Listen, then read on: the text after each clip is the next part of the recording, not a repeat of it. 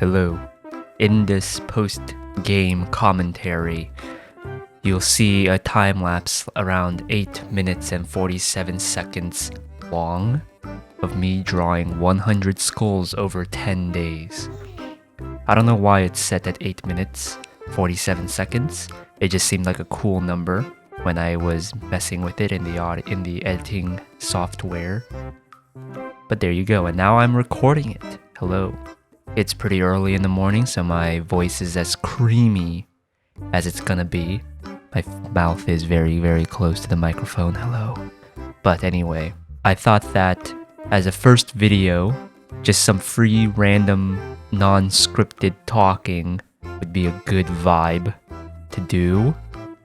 And you can sort of see how disorganized.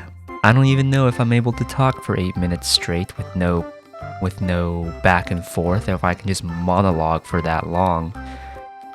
But we will see one day. Maybe I can monologue very, very cleanly. What am I even talking about anyway? So I made the very non-judgmental, non-emotional judgment that I am absolutely, utterly garbage at drawing faces with the eyes and the nose and everything. So what do? I plan on drawing 100 skulls. Yes. Why? Why draw 100 skulls? Well, I don't know. No, I do know. You see, there's a reason why autists must learn the bones. Because the bones, you see, rarely change in proportion to one another compared to the muscles, the skin, the facial features, the cartilage, all of that. So the bones are more constant. So a lot of these first sketches, these first drawings, I was a bit slow. I was just sort of focusing on, I need to get the right perspective. I need to get the right proportions. What is that there? What is this there?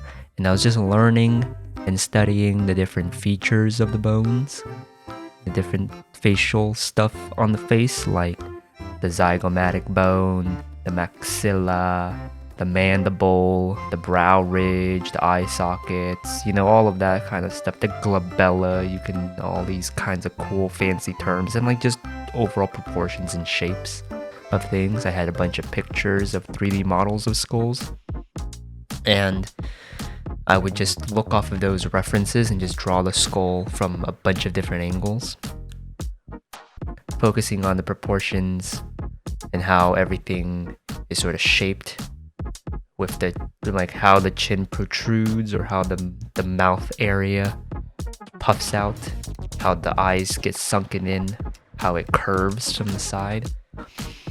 And I was kind of just figuring out my workflow.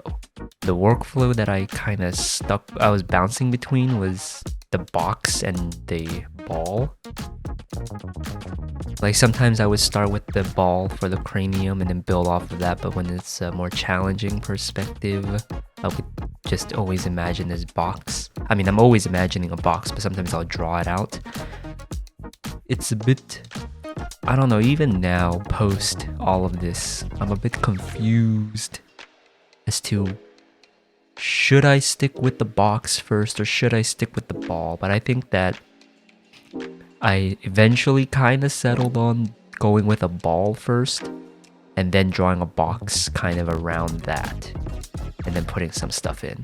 Or just at least drawing the front plane of the ball, like a little piece of paper wrapping around the ball for the face.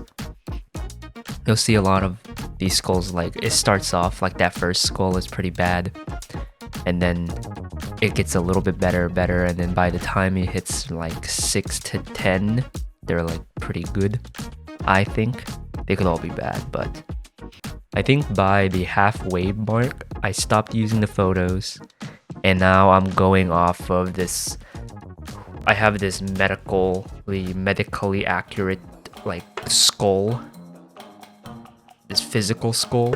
You can hear I'm knocking on the occipital lobe, the occipital section, I don't know what to call it, of the back of the skull, the temporal section. But yes, I have this life model, I guess, and then I just draw from life. I just angle this skull in different ways and I draw from that.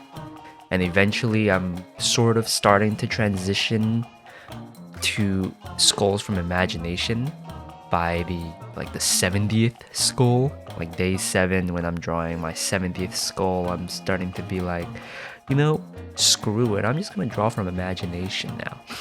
And what happens is that I got a lot faster too.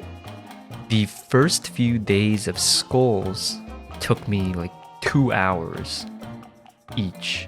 Or not each, but each day it was like 2 hours of drawing 10 skulls. And then by the end, like the ones that you're seeing right now, these take 30 to 40 minutes. So I got a lot faster, and I think that the skull quality is the same,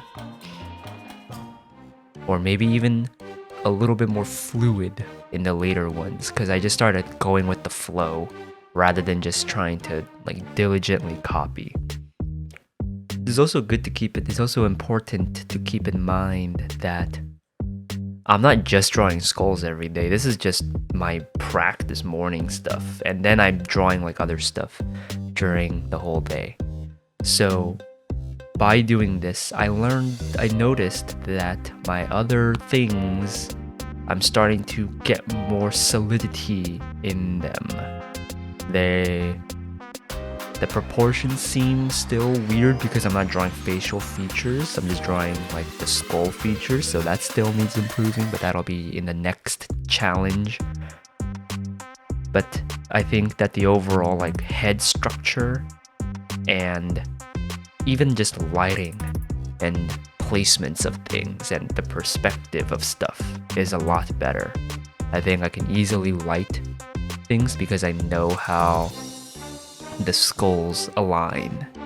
But now, on the last day,